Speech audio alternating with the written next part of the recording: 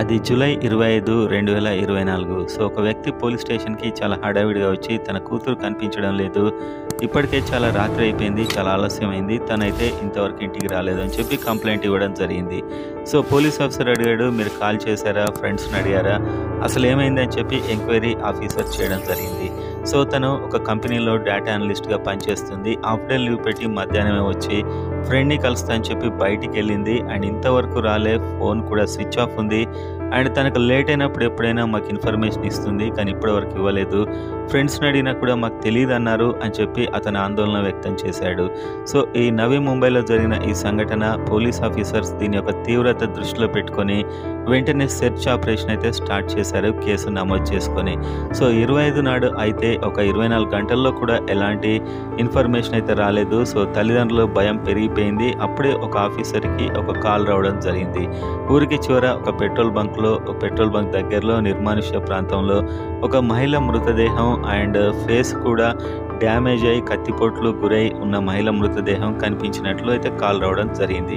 So, వాళ్ళు అక్కడికి వెళ్ళి అది చూసినప్పుడు గుర్తుపట్టలేకుండా ఉన్న మృతదేహం, కత్తిపోట్లు అండ్ ఇన్నర్ పార్ట్స్ రకరకాల చోట్ల కత్తిపోట్లు ఎంతో కోపంతో దాడి చేసిన విధంగా అయితే అవి ఉండడం జరిగింది. సో, ఆ పేరెంట్స్‌ని పిలిపించి ఇది యశస్విది అని అనుమానించి ఆమె పేరెంట్స్‌ని పిలిపించినప్పుడు వాళ్ళు దాన్ని చూసి వాళ్ళు గుర్తుపట్టారు. సో, వాళ్ళు గుర్తుపట్టి వాళ్ళైతే షాక్ అయ్యారు ఆ శవాన్ని చూసి. ఎందుకంటే అలాంటి పరిస్థితిలో ఆ డెడ్ బాడీ ఉండడం జరిగింది.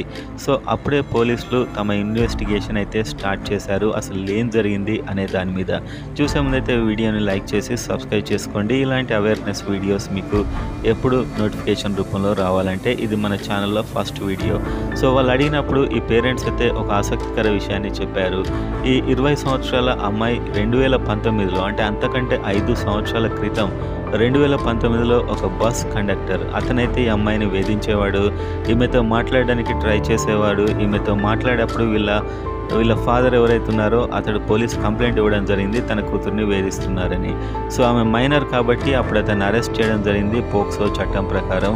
సో, అప్పుడు జరిగిన సంఘటన అయితే అది దావుద్ షేక్ అనే అతనైతే ఈమెను ఈ విధంగా హరాస్ చేస్తే అప్పుడు అరెస్ట్ చేయించారు. అండ్ 5 సంవత్సరాలు గడిచిపోయింది. వీళ్ళంతా మర్చిపోయారు. సో, దానికి గురించి అయితే వీళ్ళు చెప్పడం జరిగింది. సో, వెంటనే పోలీసులు అయితే ఈ అమ్మాయి యొక్క వాళ్ళ ఫ్రెండ్స్‌ని అడగడం జరిగింది. మీకేమైనా తెలుసా అని చెప్పి. అందులో ఒక ఫ్రెండ్ చెప్పింది తాను ఒకరిని కలవడానికి వెళ్తున్నానని చెప్పి తనకు భయం అవుతుందని చెప్పి కూడా నాకు చెప్పింది. నేను వస్తాను కూడా అన్నాను. కానీ ఆమె వద్దు, అది నేనే కలవాలి అని చెప్పినట్లయితే వాళ్ళ ఫ్రెండ్ చెప్పడం జరిగింది. సో, ఇదేదో మనకి బ్లాక్‌మెయిల్ ఇన్సిడెంట్‌లా అక్కడైతే పోలీసులకు అనుమానం వచ్చి ఉంటుంది బహుశా. సో, వాళ్ళు వెంటనే ఈ కాల్ రికార్డ్‌కి సంబంధించిన డేటా మొత్తం తీసినప్పుడు 2 నంబర్స్ కనిపించాయి. ఒకటి మొహసిన్, ఒకటి దావుద్ షేక్. సో, దావుద్ షేక్ అయితే తెలుసు 2019లో వేధించినటువంటి బస్ కండక్టర్. అండ్ మోసిన్‌ని తీసుకొచ్చి విచారించినప్పుడు అతడు చెప్పాడు. ఎప్పుడైతే అమ్మాయి దావుద్ నెంబర్‌ని బ్లాక్ చేసిందో దావుద్ తన నెంబర్ నుంచి ఆమెకు ఫోన్ చేసేవాడు అని చెప్పి మోసిన్ అయితే చెప్పడం జరిగింది. అంటే దావుద్ అండ్ అమ్మాయి మధ్యలో కాంటాక్ట్ ఉందని చెప్పి పోలీస్ గమనించారు అప్పుడే.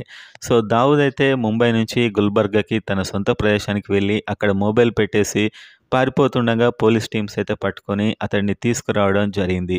సో, తీసుకొచ్చి విచారించినప్పుడు చాలా ఆసక్తికరమైన విషయాలు వాళ్ళకి తెలిసాయి. ఏంటంటే దావుద్ ఎప్పుడైతే పోక్సో చట్టం ప్రకారం అరెస్ట్ అయ్యి వెళ్ళి వచ్చాక ఒక యాక్సిడెంట్‌లో గాయపడి కొన్నాళ్ళు విశ్రాంతి తీసుకున్నాక తర్వాత నుంచి యశస్వి ఇతనితో టచ్‌లోనే ఉంది. సో, అదే ఆమె చేసిన మిస్టేక్ అని చెప్పొచ్చు. అంత చిన్న వయసులో ఆ కేసు అయిన తర్వాత కూడా అతనితో టచ్‌లో ఉండడం, గంటలు గంటలు మాట్లాడడం. సో, వాళ్ళిద్దరూ మంచి రిలేషన్‌షిప్ మెయింటైన్ చేశారు చాలా రోజుల వరకు. సో, ఆ ఫోటోస్ తన దగ్గర ఉన్నాయి. అవన్నీ బ్లాక్‌మెయిల్ చేసి తనని పెళ్లి చేసుకో అని చెప్పి ఒత్తిడి చేయడం వల్లనే ఈ ఇన్సిడెంట్ ఇంత దూరం వచ్చినట్లు. ఆమె మ్యారేజ్ చేసుకోవడానికి నిరాకరించి అతడు చేసుకో అని ఒత్తిడి చేసి అండ్ ఆ ఫోటోస్ కోసమే అతన్ని కలవడానికి వెళ్ళి సో, అక్కడ వీళ్ళ మధ్య ఒకరికి మధ్యన ఘర్షణ అయ్యి ఆ కోపంలో అతడు ఆల్రెడీ ప్లాన్‌గా 2 కత్తులు తెచ్చుకున్నాడు. సో, ప్లాన్‌గానే ఈమె మీద దాడి చేసి, ఈమె మీద అటాక్ చేసి చంపేసినట్టుగా అయితే తెలవడం జరిగింది. సో, ఇక్కడ ఏంటంటే మనం గమనించాల్సిన విషయం ఆల్రెడీ ఫ్రెండ్‌కి భయమున్నట్టు చెప్పింది. సో, అలాంటి సందర్భంలోనే ఇలాంటి ఒక్కసారి మిస్టేక్ చేసి జీవితాన్నయితే పోగొట్టుకోవాల్సొచ్చింది. సో, తెలిసి తెలియని వయసులో అంత పెద్ద వ్యక్తితో ఆ విధమైనటువంటి రిలేషన్‌షిప్‌ని మళ్ళీ కంటిన్యూ చేయడం అనేది అది ఆమెకైతే ఈ విధంగా తన జీవితం ఎండ్ కావడానికి కారణమైంది. సో, ఇలాంటి విషయాల్లో చాలా జాగ్రత్తగా ఉంటే చాలా మంచిది. ఎలాంటి భయమున్నా కూడా ఆ ఇన్సిడెంట్‌ని అవాయిడ్ చేయడమే బెటర్ ఏ అమ్మాయిలైనా కూడా.